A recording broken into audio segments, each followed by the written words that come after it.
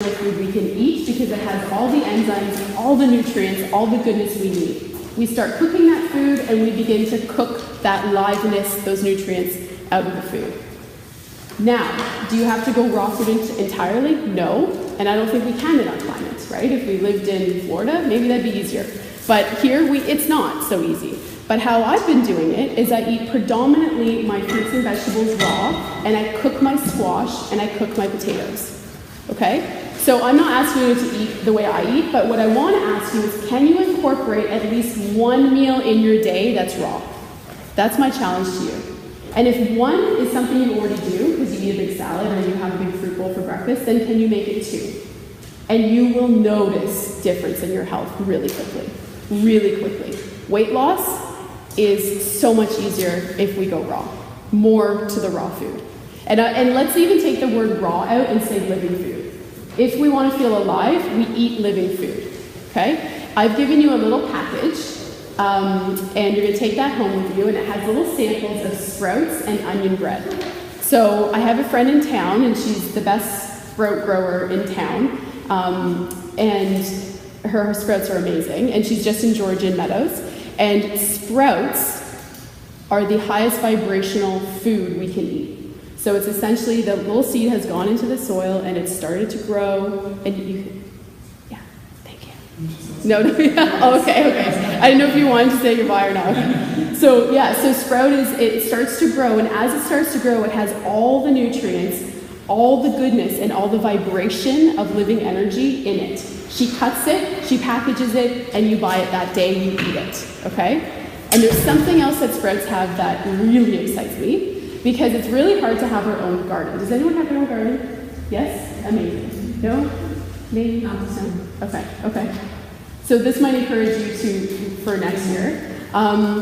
So you've heard of probiotics before? Probiotics, okay. So these probiotics that are on the shelves that we can take in pill form are from organisms that are not actually going to make it down into the gut and do what we need them to do, unfortunately. Most of these die within our belly in the hydrochloric acid. They can't get past that, okay? But the probiotics, they're called elevated biotics. Elevated biotics that live on living things like sprouts, or the apple you just picked from an orchard that wasn't sprayed, or the greens from your garden that you've been growing all summer, has billions of elevated biotics.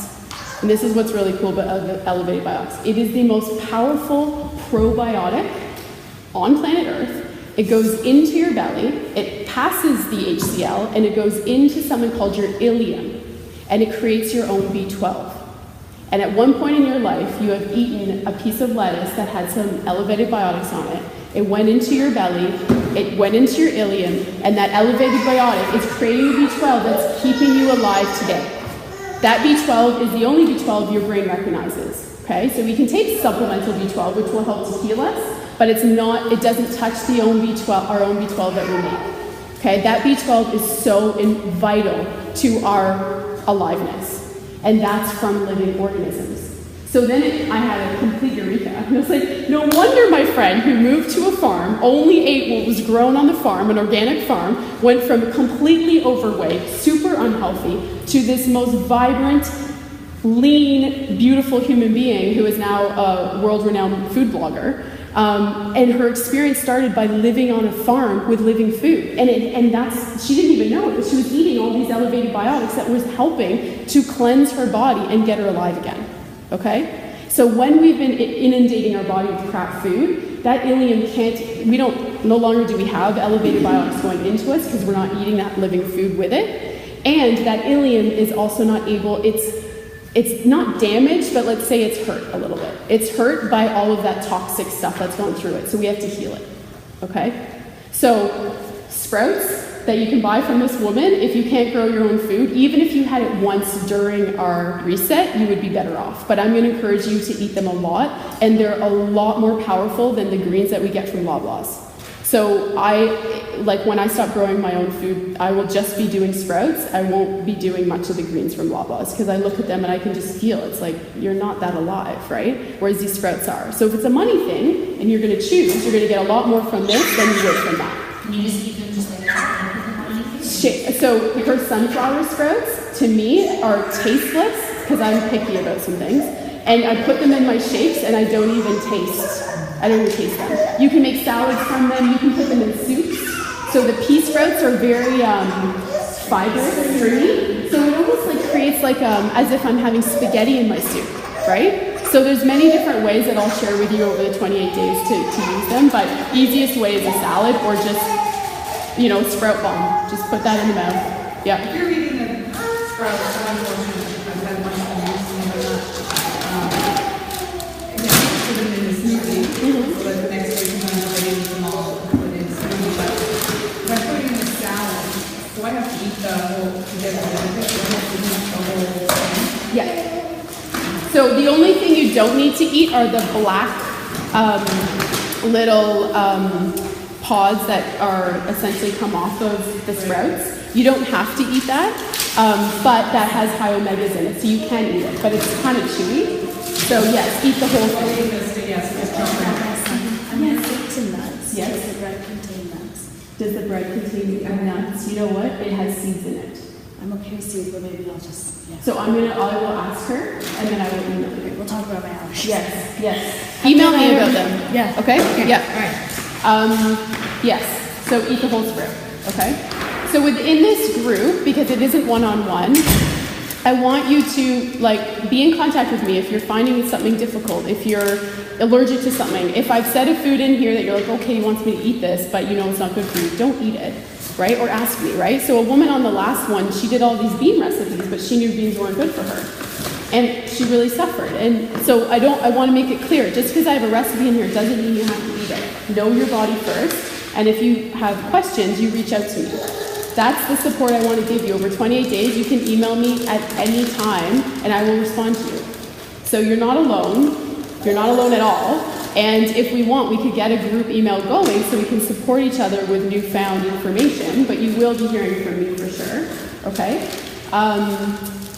So yeah, that's a lot of information to digest, literally.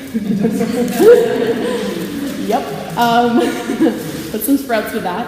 And you're going to read over your book.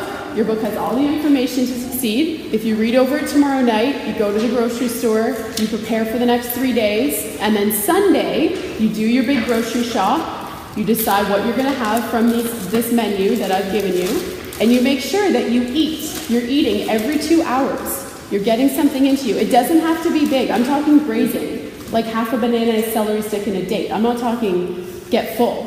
But when you do that, people talk about metabolism. Really, what slow and fast metabolism means, it really means is that you have a healthy liver or you have a congested liver. A congested liver will make people gain weight quicker than someone with a healthy liver. A fatty liver needs more glucose storage. We need to be feeding it more of the fruit and veg. It's overburdened with the alcohol, with the fat, with the fat from animal meat. I'm not saying animal meat's bad, but it's high in fat. We don't talk about that. We think of animal meat as a protein. We don't think of it as a fat. But if you look at its content, it's more of a fat. Okay? So we want to start thinking about how can I love my liver? You take care of your liver, your weight will fall off of you. And you continue this past 28 days, you will achieve your goals. I can guarantee you. Okay? Any questions? Pardon? Oh, thank you. Yes, you are. And actually, I'm going to bring you a little gift. So as we walk out, I'm going to give you a food journal. And you're going to write in your food journal. Yeah, you're like, that's not the gift I was thinking. So in your food journal, you're going to write down. And if you can just write down on the back of your page, I need you to record what you're eating, when you're eating. Notes works too, Peter, good idea. So what you're eating, when you're eating, what you're drinking. So I want to know how many glasses of water you're having, how much tea you're drinking, which reminds me, you do have to cover that. Exercise. So for those who are interested in weight loss, exercise, you can tell me how much exercise you're doing that day, because I can consult you on that as well. And your energy, your mood. Hi, sweetie.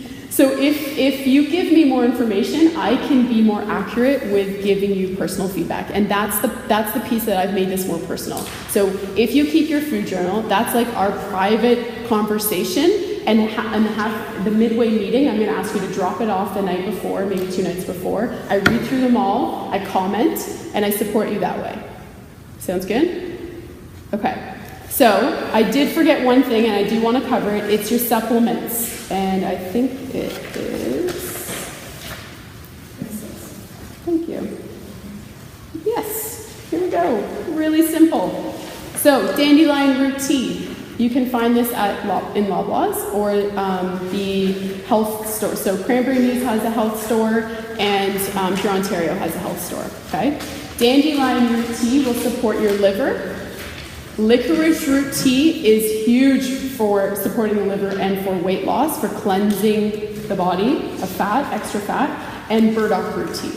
Those three that you could, if you don't like one, that's fine. Just have one of those. Now, Heidi, you got me a beautiful tea, a detox tea that has all of this. Mm-hmm. And that was from the Blue Mountain Tea Company? Yes. Yeah, she's got its detox,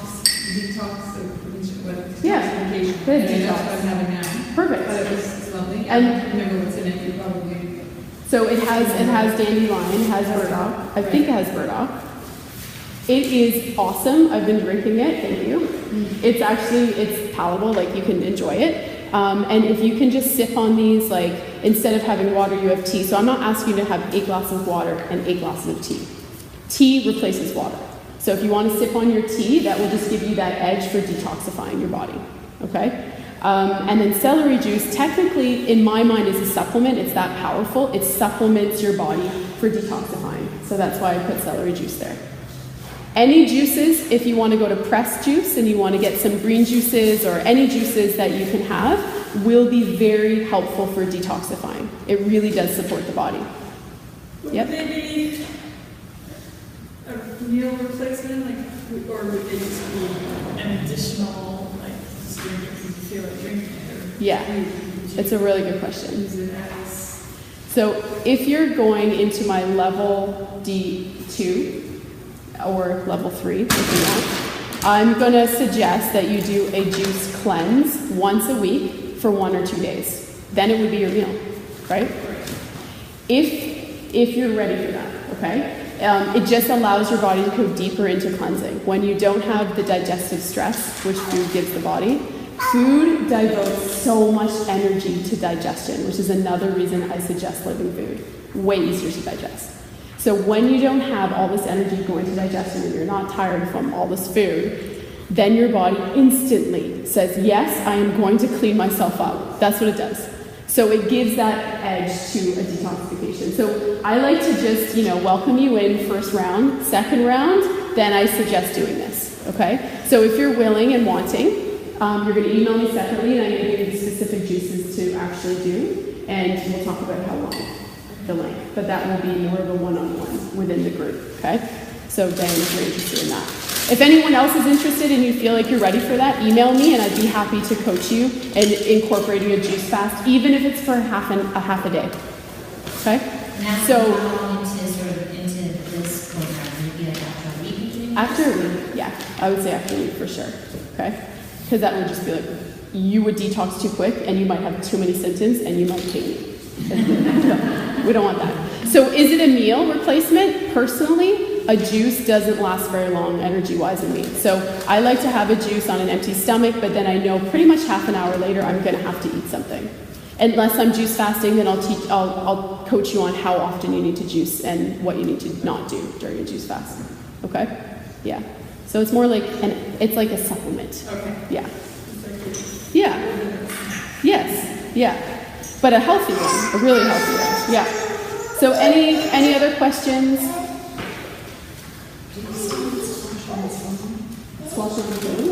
So food combining, that's where it's like how much information to share. But no, Because I'm used to eating it on its own, yeah. So anyone here with digestive upset, bloating, stomach distension by the end of the day, you feel like, whoa, my belly's just grown. After a meal, you feel tired. These are all digestive issues. Pretty much, if you don't walk away from the meal feeling awesome,